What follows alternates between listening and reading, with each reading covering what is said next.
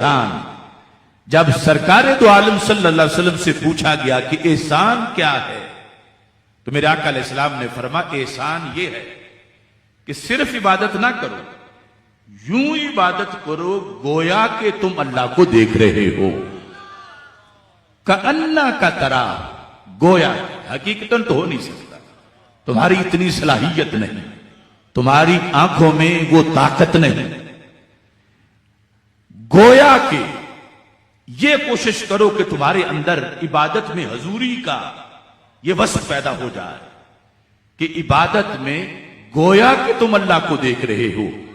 اور نماز پڑھتے ہوئے اگر یہ وصف بندے میں پیدا ہو تو وہ نماز کچھ اور ہی نماز ہوتی ہے، اس کی لذت کچھ اور ہی ہوتی ہے۔ رب کو گویا کہ جو دیکھ رہا ہو تو پھر دنیا کے خیالات میں کیسے پڑے، پھر دکان کا حساب نماز میں کیسے کرے، گویا کہ تم اللہ کو دیکھ رہے ہو۔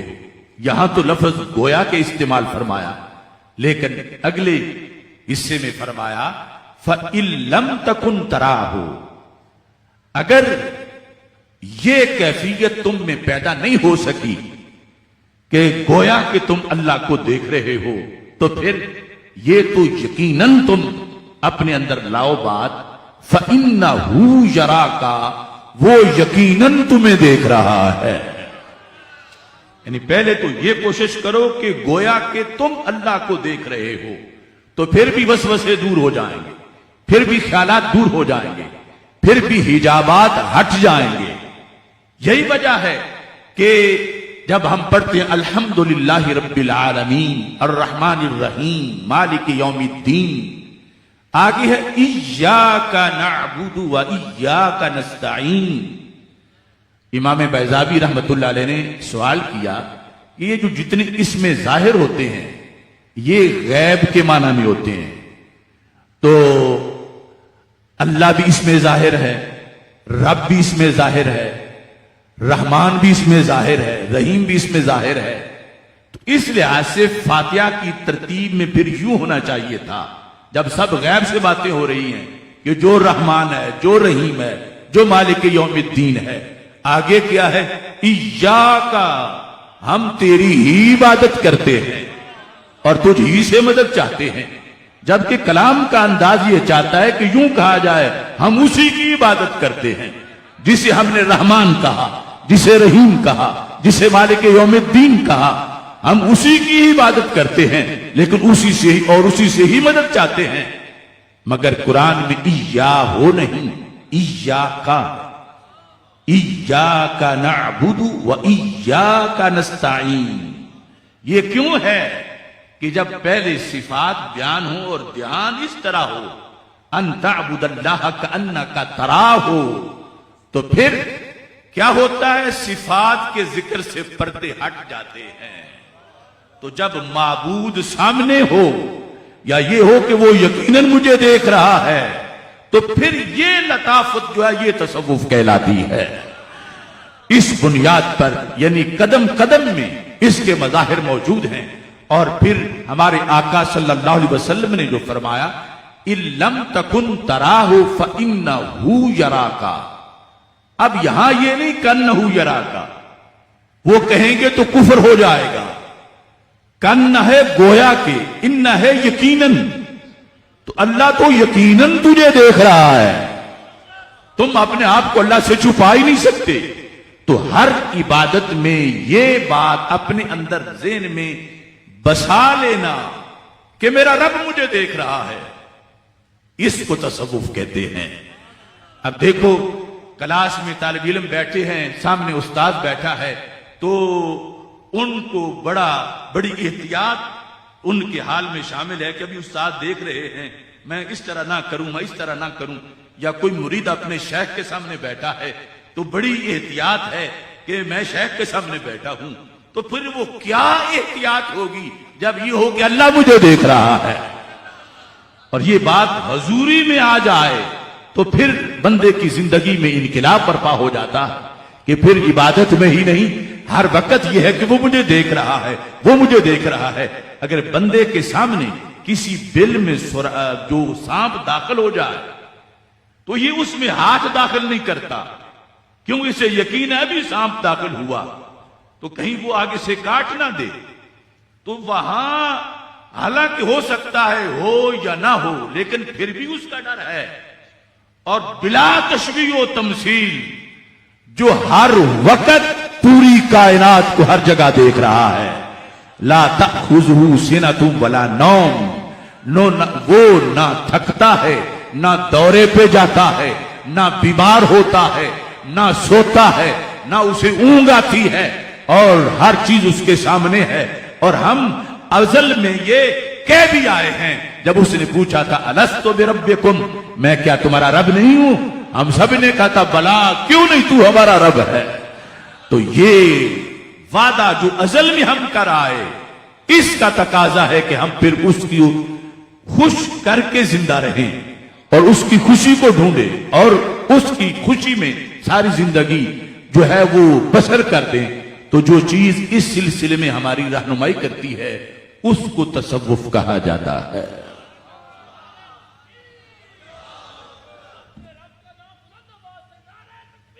اللہ اکبر، اللہ اکبر، یا رسول اللہ صلی اللہ علیہ وسلم، لبیک یا رسول اللہ صلی اللہ علیہ وسلم۔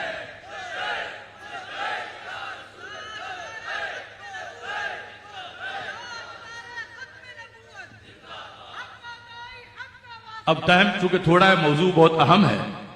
ہم نے اپنے ماحول میں یہاں دیکھا کچھ لوگوں کو کہ مذہب جو بھی رکھو، روحانیت ہم سے سیکھو۔ انہوں نے اس کے بینر لگائے، اس کے بورڈ لگائے، مذہب جو بھی رکھو، سکھ رہو، ہندو رہو، یہودی رہو، نصرانی رہو، لیکن ہم سے روحانیت سیکھو۔ تو یہ جب فتنہ عروج پر تھا، اب تو وہ بندہ مر گیا ہے، تو میں نے کہا یہ نہ کہا روحانیت سیکھو، یہ کہو شیطانیت سیکھو، کیونکہ روحانیت کی بنیاد اسلام ہے۔ پہلے کلمہ پڑھیں تو پھر اس کلاس میں داخلہ ملتا ہے، اور کلمہ ہی نہ پڑھیں اور روحانی بن جائے، یہ نہیں ہو سکتا۔ مثلا وضو ہی نہ ہو تو کوئی کہے کہ میں نماز پڑھ رہا ہوں، تو اس بنیاد پر اولین جو بنیاد ہے تصوف کی، وہ بالیقین کلمہ اسلام ہے۔ اور قرآنی اصطلاح کے اندر اس سب کو لفظ تقوی کے ساتھ بیان کیا گیا ہے۔ خالق کائنات جل جلالہ ارشاد فرماتا وَأَلْزَمَهُمْ كَلِمَةَ التَّقْوَى وَكَانُوا أَحَقَّ بِهَا وَأَهْلَهَا، ہم نے ان پر لازم کر دیا کلمہ تقوی کو۔ وہ کلمہ تقوی کیا ہوتا ہے؟ سارے مفسرین نے لکھا کلمۃ الاسلام، یعنی یہ مطلب ترتیب اس طرح ہے کہ یہ پرائمری تقوی ہے، اس کے اوپر پھر ہائی، پھر پی ایچ ڈی والا تقوی۔ تو پرائمری ہوگا تو اوپر پھر سارے درجے ملیں گے۔ یہ الزمہم کلمۃ التقوی، یعنی یہ تصوف کی ابتدا ہے کہ کلمہ اسلام بندہ پڑھے صدق کے دل سے اور پھر زبان سے اقرار کرے، یہ آغاز تصوف ہے۔ اور اس کے بعد پھر جو دوسرا درجہ ہے وہ بہت مشکل ہے، یعنی پہلے کے لحاظ سے تو ہم سارے اللہ کے فضل سے متقی ہیں کہ ہم سب نے ہی کلمہ تقوی پڑھا ہوا ہے۔ تقوی کا معنی ہوتا ہے بچانا، تو یہ کلمہ ہمیں جہنم کے دائمی عذاب سے بچانے والا ہے کہ جس نے بھی لا الہ الا اللہ محمد الرسول اللہ صلی اللہ علیہ وسلم پڑھ لیا صدق کے دل سے، وہ ہمیشہ جہنم میں نہیں رہے گا۔ اس کلمے نے اس کو جہنم کے دائمی عذاب سے بچا لیا، اس لیے اس کو کلمہ تقوی کہا جاتا ہے۔ اب اس سے ترقی کر کے دوسری سٹیج جو ہے اس کا تقوی، وہ قرآن مجید میں ہے وَلَوْ أَنَّ أَهْلَ الْقُرَىٰ آمَنُوا وَاتَّقَوْا، اگر بستیوں والے ایمان لے آتے اور متقی بنتے۔ تو اب یہاں ایمان کو تقوی نہیں کہا گیا، ایمان کے علاوہ ایک چیز ہے اس کو تقوی کہا گیا، وہ یہ ہے کہ انسان کے جتنے بھی اعضاء ہیں ہر عضو کو اس کے گناہ سے پاک رکھا جائے. مثلا آنکھ کو آنکھ کے گناہ سے بچایا جائے, کان کو کان کے گناہ سے بچایا جائے, ہاتھ کو ہاتھ کے گناہ سے بچایا جائے. یہ سارے پیکر کو, ساری جو حواس ہیں, 5 سینسز ہیں, ان سب کو ان کے حصے کا جو گناہ ہے اس سے بچانے کا نام یہ تصوف کی دوسری منزل ہے. یہ کلمہ پڑھنے کے بعد آنکھ کا اپنا تصوف ہے, زبان کا اپنا تصوف ہے کہ آنکھ غیر محرم کو نہ دیکھے, یہ تصوف نے اس کا نصاب معین کیا. کان غیر محرم کی آواز نہ سنے, کان میوزک موسیقی نہ سنے, کان گندے گانے نہ سنے, زبان سے کوئی گندا لفظ نہ نکلے اور یعنی فحاشی نہ ہو, ہاتھ کسی غلط جگہ پہ نہ لگے, پاؤں کسی بے شرمی کی وادی کی طرف چل کے نہ جائیں. پورے بدن کی جو قوت لامسہ ہے وہ بھی محفوظ رہے, قوت سامعہ بھی محفوظ رہے, قوت باشرہ بھی محفوظ رہے, قوت ذائقہ بھی محفوظ رہے, قوت ناظرہ بھی محفوظ رہے. پلس وہ جو کلمہ پڑا ہوا ہے اس کے ساتھ جب یہ ساری چیزیں کا بندہ پابند بن جاتا ہے تو اس کو پھر صوفی کہا جاتا ہے. یہ نہیں کہ آنکھ حرام چراگاہ میں چرتی پھرے اور زبان حرام چیزوں کو چکھتی پھرے اور کان حرام آوازوں کو سنتے رہیں اور ساتھ صوفی ہونے کا بھی دعویٰ ہو, یا یہ ہے کہ کلمہ پڑھا ہی نہ ہو اور یہ سارے کام کوئی کرتا پھرے, تو اس وقت تک تصوف کا میٹر سٹارٹ ہی نہیں ہوگا جب تک کلمہ نہیں ہوگا. اور کلمہ کے بعد یہ دوسرا ہے جو کہ اس میں بڑی محنت لگتی ہے, بڑی کوشش کرنی پڑتی ہے, اور یہ جو ہے وہ میلہ موج تماشا اس طرح کی چیزیں جس طرح کے آج دھت سرکار اور اس طرح کے بھنگی اور چرسی دعوی تصوف کیے بیٹھے ہیں, ان کا کوسوں دور کا بھی تصوف سے کوئی تعلق نہیں ہے. تصوف ہے پابندی شریعت, اور یہ جو دوسرا درجہ تقوی کا قرآن میں بیان کیا گیا وَلَوْ أَنَّ أَهْلَ الْقُرَىٰ آمَنُوا وَاتَّقَوْا, پہلے ایمان لائیں اور اس کے بعد تقوی کے اس درجے پہ فائز ہو جائیں. اور یہاں بھی ابھی بات ختم نہیں ہوئی, اب اس سے آگے ہے. یہ دیکھیں کہ کوئی ناجائز منظر سامنے ہو تو آپ کے اختیار میں آنکھ بند کر لو. آنکھ بند کر لینا آسان سی بات ہے, اگر بندے کی ول پاور صحیح ہو, نیت صحیح ہو تو آنکھ فوراً بند کر سکتا ہے, کان میں انگلی دے سکتا ہے, کیونکہ جو میوزک ہے اس کو شیطان کا پیشاب کہا گیا, اس سے کان گندے ہو جاتے ہیں. زبان کو روک سکتا ہے, قدموں کو روک سکتا ہے, ہاتھوں کو روک سکتا ہے, مگر ایک معاملہ ہے دل کا, دل کے خیال پہ پہرا لگانا, دل کی حدود پر پہرے دار بٹھانا کہ کوئی غیر اللہ کا خیال دل کے اندر داخل نہ ہو. تو تصوف اس پاور کو کہا جاتا ہے جو دل کی سرحدوں پہ پہرا دیتی ہے اور ایک گھڑی کے لیے بھی غیر اللہ کا خیال اندر داخل نہیں ہونے دیتی. امام بیضاوی کہتے ہیں ہوا ان یتنزہ عن کل ما یوسم سرہ عن الحق ویتبتل الیہ بشراشری. فرمایا یہ ہے خواص کا تقوی اور یہ ہے تصوف کا بلند ترین مقام.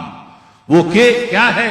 وَهُوَ أَن يُشْغِلَ سِرَّهُ, اپنے سر اپنے باطل کو مشغول رکھے. کس سے ہٹا کے کدھر مشغول رکھے؟ أَن يُشْغِلَ سِرَّهُ عَنِ الْحَقِّ وَيَتَبَتَّلُ إِلَيْهِ ان کل ما یوسم سرہ عن الحق ویتبتل الیہ بشراشری. جو چیز بھی اس کو یاد خدا سے غافل کرتی ہو، ہر اس چیز سے اپنے دل کو صاف رکھے. یعنی اسے یہ بھی خیال جائز نہیں کہ آج رات کھانا کیا کھاؤں گا. اس حد تک اس نے اپنے دل کو کنٹرول کر رکھا ہے کہ میں نے اس میں غیر اللہ کا خیال نہیں آنے دینا. پوری طرح وہ اللہ کی طرف متوجہ ہے. یتبتل الیہ بشراشری، مکمل توجہات اس کی رب ذوالجلال کی طرف ہیں. اور یہ اب دوسرا جو تھا، ہاتھ کو روکنا، پاؤں کو روکنا، قدم کو روکنا، آنکھ کو روکنا، اس سے یہ کام بڑا مشکل ہے. اس واسطے یہ جہاد اکبر بھی کہلاتا ہے کہ یہاں اس انداز میں اپنے آپ کو رب ذوالجلال کی بارگاہ میں پیش رکھنا حضوری ہو کہ کہیں ایسا کوئی خیال بھی نہ آئے جو بندے کو یاد الہی سے غافل کرنے والا ہو. تو اس بنیاد پر یہ جس وقت مرتبہ حاصل ہو جائے تو پھر وہ اگر دنیا کا کوئی کام بھی کر رہے ہوں تو کہتے ہیں کہ ہاتھ کار ول دل یار ول، کہ اگرچہ ہاتھ سے وہ دنیا کا کوئی کام کر رہا ہے لیکن دل اللہ کی طرف ہے، دل ادھر متوجہ ہے. تو یہ مقام صرف اسلام کے اندر ہے، اسلام کی تعلیمات کے اندر ہے. اسلام میں وہ تقوی و طہارت کا نظام ہے جس کی وجہ سے بندے کو یہ مقام ملتا ہے. اور جب یہ مقام مل جاتا ہے، کیونکہ ملنا بڑا مشکل ہے، اس کے لیے پورا ایک نصاب ہے جو ہمارے آقا صلی اللہ علیہ وسلم نے ارشاد فرمایا کہ لا یزال العبد یتقرب الی بالنوافل حتی احببتہ، کہ فرائض تو اس نے پڑھنے ہیں، فرض ہے اس پر، واجب تو اس نے پڑھنے ہیں کہ واجب ہے اس پر. فرما میرا بندہ سنت کا بھی پابند ہے، آگے نفلوں میں وہ اس قدر دلچسپی رکھتا ہے کہ نفلی عبادت کرتا ہے تو حتی احببتہ، یہاں تو کہ میں پھر اس کو اپنا محبوب بنا لیتا ہوں. یہ حتی سے پہلے جو کچھ ہے وہ سلوک ہے، وہ طریقت ہے، اور حتی کے بعد پھر اس کا انعام ہے. فرمایا جب میں پھر اس بندے کو اپنا محبوب بنا لیتا ہوں تو پھر فَكُنْتُ سَمْعَهُ الَّذِي يَسْمَعُ بِهِ، میں اس کی آنکھیں بن جاتا ہوں. یعنی میری قدرت اس کی آنکھیں بنتی ہے جس سے وہ دیکھتا ہے. اب لوگ آج حیران ہیں کہ یہ ولی کیسے ہو سکتا ہے کہ اتنی دور تک دیکھ لے. تو ان کو پتا نہیں کہ وہ ولی کی آنکھ کو اپنی آنکھ پر قیاس کر رہے ہیں، جبکہ شریعت ولی کی آنکھ کو اللہ کی قدرت کا مظہر کہہ رہی ہے. تو وہ کمال اللہ کا ہے. اور حدیث شریف میں سرکار فرما رہے ہیں کہ اللہ فرماتا ہے، حدیث قدسی ہے، فَكُنْتُ سَمْعَهُ الَّذِي يَسْمَعُ بِهِ، میں اس کے کان بنتا ہوں جن سے وہ سنتا ہے، میں آنکھ بنتا ہوں جن سے وہ دیکھتا ہے، میں اس کا ہاتھ بنتا ہوں جس سے وہ پکڑتا ہے. تو جیلوی جیسے مردہ ضمیر آج تک حیران ہیں کہ خواجہ اجمیری کیسے پکڑ لیتے ہیں، داتا حجویری کیسے دور تک ان کا ہاتھ جاتا ہے، حضرت غوث پاک کیسے دور تک تصرف کرتے ہیں. تو وہ ان مقدس ہستیوں کی آنکھوں کو، ہاتھوں کو اپنے ہاتھوں پہ قیاس کرتا ہے. اور شریعت یہ کہتی ہے کہ اپنے ہاتھوں کی طرف نہ دیکھو، راز قدرت کی طرف دیکھو. اب دیکھو نا، ایک لکڑی تھی حضرت موسیٰ علیہ السلام کی عصا کی لکڑی ہی تھی. امام راضی نے اس پر بحث کی، لکڑی تھی تو اس میں جان کیسے آ گئی؟ کہ وہ سانپ بن گئی، پھر اچھلنا کودنا شروع کر دیا، پھر جادوگروں کے سانپوں کو اس لکڑی نے ہڑپ کر لیا. لکڑی تو جامد ہے، حرکت نہیں کر سکتی، کھا نہیں سکتی، پی نہیں سکتی. اس لکڑی کا قانون کیوں بدل گیا؟ عام لکڑیوں سے یہ کیوں جو ہے وہ جدا ہو گئی؟ تو جواب دیتے ہیں کہ اصل میں جب رب ذوالجلال نے فرمایا تھا وَمَا تِلْكَ بِيَمِينِكَ يَا مُوسَىٰ، تو یہ ہر بولی میں ہے کہ جب اشارہ کیا جائے ادھر توجہ بھی کی جاتی ہے. مثلا بلا تشبیہ و تمثیل میں کہوں وہ کیا ہے تو ادھر میں دیکھوں گا یہ کیا ہے، ادھر میں دیکھوں گا. تو بلا تشبیہ و تمثیل جب اللہ ہم کلام تھا حضرت موسیٰ علیہ السلام سے اور ان کے ہاتھ میں وہ ڈنڈا تھا، رب نے فرمایا وما تلک بیمینک یا موسیٰ، موسیٰ یہ تیرے ہاتھ میں کیا ہے؟ وہ جب اللہ کا جلوہ اس لکڑی پہ پڑا تو لکڑی اپنے قبیلے کی لکڑیوں سے ممتاز ہو گئی. اب وہ پہلے والی لکڑی نہیں رہی، کمال جلوہ خدا کا ہے.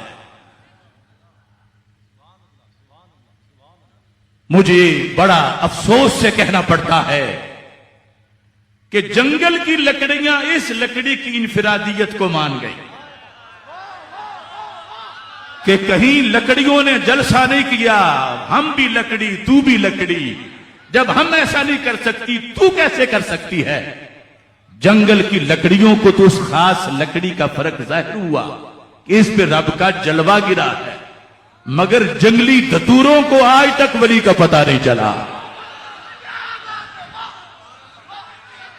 وہ انہیں اپنے جیسے ہی سمجھ رہے ہیں، انہیں پتہ نہیں. ساوی شریف میں ان اللہ تعالی ینظر الی قلب المومن فی کل یوم 360 نظرۃ کہ رب ذوالجلال خاص مومنوں پر دن میں 360 بار جلوہ فرماتا ہے.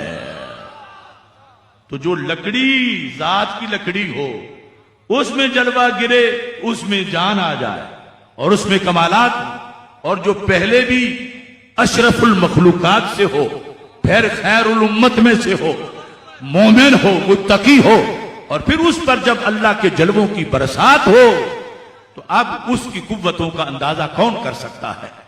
یہ یعنی اس کو اللہ جواب میں انعام دیتا ہے. اور پھر جو بخاری شریف کی حدیث ہے، میں بات کو سمیٹتا ہوں، اس میں یہ ہے کہ ان اللہ اذا احب عبدا نادى جبریل. رب ذوالجلال جب رب ہو کے کسی بندے کا محب بن جاتا ہے تو پھر وہ اس محبت کا اظہار کرتا ہے. ان اللہ اذا احب عبدا، یہ عبد ہے جو کہ سلوک کے سارے رستے عبور کر چکا ہے، اب اس منزل پہ پہنچا ہے. پہلے یہ کہتا تھا احب اللہ احب اللہ احب اللہ، میں اللہ سے پیار کرتا ہوں، میں اللہ سے پیار کرتا ہوں. یہ مجاہدہ کر رہا تھا، یہ ریاضت کر رہا تھا، یہ بندگی کر رہا تھا. بندگی کرتے کرتے اس مقام پر پہنچا، اب رب نے کہا میں تجھ سے محبت کر رہا ہوں. یہ صحیح بخاری ہے. اور جب اللہ محبت کرتا ہے تو اس کی سنت یہ ہے کہ وہ اس محبت کا اظہار کرتا ہے، اور اس کا اظہار بھی جبریل علیہ السلام کے سامنے کرتا ہے. کوئی ولی بھی اس وقت تک زمین پہ معروف مقبول نہیں ہوتا جب تک اس کی مقبولیت 7 آسمانوں پر مکمل نہیں ہو جاتی. یہ محبت ولی کی تحریک، اس کو روکنے کے لیے دیکھو کتنے کروڑوں ریال سالانہ سعودی عرب خرچ کرتا ہے کہ لوگ یہ چھوڑ دیں، مگر ذرہ بھر بھی پسپائی نہیں اس تحریک کو. محبت ولی پھر بھی بڑھتی جا رہی ہے. اصل ان کو پتہ نہیں، اگر یہ فرشی تحریک ہوتی تو فرشی پیسوں سے رک جاتی. یہ عرشی تحریک ہے، فرشی سورسز سے روکی نہیں جا سکتی. چونکہ رب ذوالجلال جبریل علیہ السلام کو بلا کے کہتا ہے انی احب فلانا، اے جبریل فلاں بندے سے میں محبت کرتا ہوں، جسے ابھی گھر والے بھی ولی نہیں پہچانتے، جسے محلے والے بھی نہیں جانتے. کسی کٹیا میں ہے، کسی دریا کے کنارے میں ہے، کہیں پہاڑوں میں بیٹھا ہے، کہیں کسی مسجد کے کونے میں ہے. اللہ فرماتا ہے جبریل میں اس سے پیار کرتا ہوں، اس کا نام لے کر. تو پھر مطلب کیا؟ فرمایا فَأَحِبَّهُ، جبریل تو بھی پیار کر. محبت ولی کو آج لوگوں نے توحید کی اپوزیشن بنایا، تو رب نے اس کا بندوبست پہلے کیا چونکہ وہ علیم بذات الصدور ہے. اللہ تعالیٰ یہ بھی کہہ سکتا تھا جبریل تم اس سے محبت کرو، لیکن اللہ نے کہا انی احب فلانا فاحبہ، میں اس سے محبت کرتا ہوں تم بھی اس سے محبت کرو. تو یہ رب نے واضح کیا کہ جتنا مجھے اپنی توحید کا پتا اتنا تجھے نہیں پتا. تو جب میں خود جبریل کو ولی کا محب بنا رہا ہوں تو تم ولی کے محبوں کو کیوں روکتے ہو؟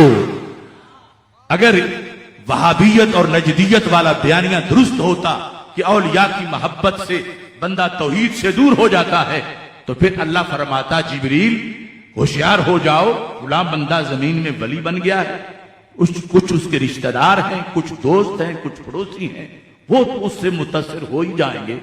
جبریل کم از کم آسمان والوں کو تو بچا کے رکھو، یہ تو اس سے محبت نہ کریں. لیکن اللہ کیا کہتا ہے؟ اللہ فرماتا ہے جبریل میں محبت کرتا ہوں، تو بھی محبت کر. اور پھر جبریل کو چیف آرگنائزر بناتا ہے اللہ اس تحریک کا. بخاری شریف میں ہے اللہ فرماتا سارے فرشتوں کو اب یہ بات پہنچانا تیرا کام ہے. تو سب سے پہلا جلسہ اللہ کے عرش کے نیچے جو فرشتے حاملین عرش ہیں ان کا ہوتا ہے. اب دیکھو انہیں کس چیز کی کمی ہے. پھر بھی جبریل کی ڈیوٹی ہے کہ انہیں ولی کا محب بناؤ، انہیں ولی کی محبت ان میں تقسیم کرو. تو جبریل علیہ السلام کی تقریر ویسے ہی کرتے ہیں جیسے اللہ نے فرمایا کہ پہلے اپنی محبت کا حوالہ دیا. تو جبریل کہتے ہیں ان ربکم یحب فلانا فاحبوہ. اے آسمان اٹھانے والے فرشتوں، تمہارے رب نے حکم دیا ہے کہ تمہارا رب فلاں بستی میں بیٹھے ولی سے محبت کرتا ہے اور تم پر بھی اس نے محبت لازم کر دی ہے. عرش کے نیچے ولی کا چرچا گونج رہا ہے.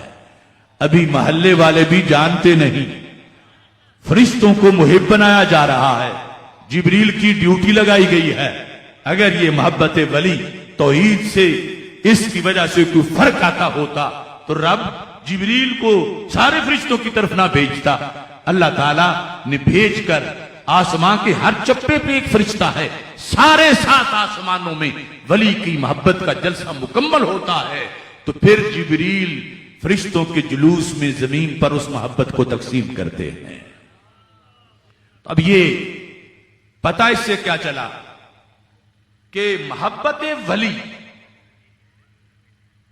صرف خاکیوں کے نصابی میں شامل نہیں، نوریوں کے نصاب میں بھی شامل ہے. فرشتے نوری ہیں، کتنی عظمت ہے، لیکن پھر بھی جو بھی مقام ولایت پہ پہنچتا ہے فرشتوں پر اس کی محبت لازم کی جاتی ہے. جبریل علیہ السلام کو بلا کر اللہ تعارف کرواتا ہے اور اپنا حوالہ دیتا ہے، میں محبت کرتا ہوں، لہذا توحید میں کوئی فرق نہیں پڑے گا، تم بھی اس سے محبت کرو کیونکہ تم نے میری وجہ سے اس سے محبت کرنی ہے.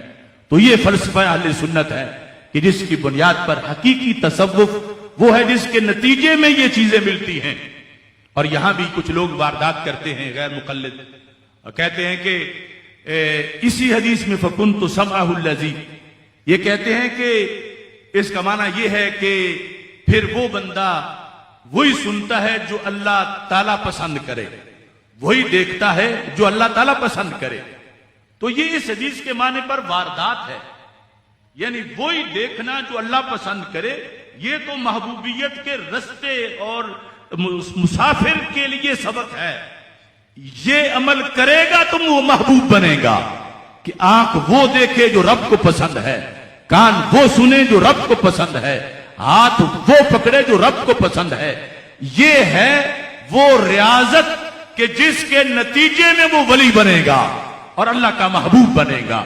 جب محبوب بن جائے گا اب فَكُنْتُ سَمْعَهُ الَّذِي کا مطلب یہ ہے کہ اللہ کی قدرت اس کے کانوں میں آ جاتی ہے.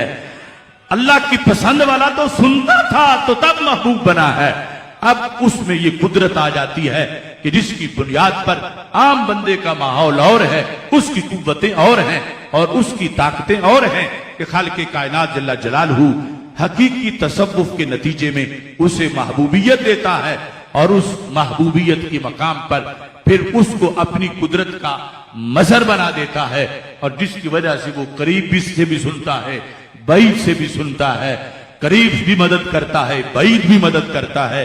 اس واسطے کہ یہ اللہ کا دیا ہوا انعام ہے، اس پر اللہ کو کوئی روک نہیں سکتا کہ رب تو اس طرح نہ کر، یہ کسی کی مجال نہیں.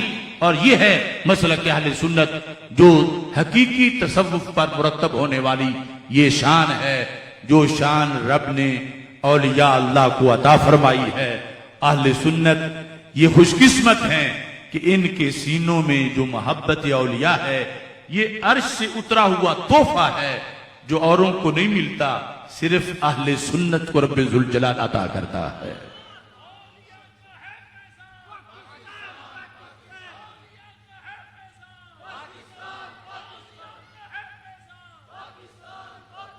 تو باقی اس میں ہزاروں باتیں ہیں، میں نے جس طرح میرا موضوع بیان کیا گیا اس کے لحاظ سے یہ ایک سبق کے طور پر چند باتیں عرض کر دی ہیں۔ اللہ تعالیٰ قبول فرمائے اور حضرت قبلہ پیر غلام رسول نقشبندی صاحب رحمت اللہ علیہ، اللہ تعالیٰ ان کے درجات کو بلند فرمائے۔ سیدنا داتا گنج بخش اجمیری قدس سیر العزیز کے درجات کو بلند فرمائے۔ وآخر دعوایا ان الحمد للہ رب العالمین۔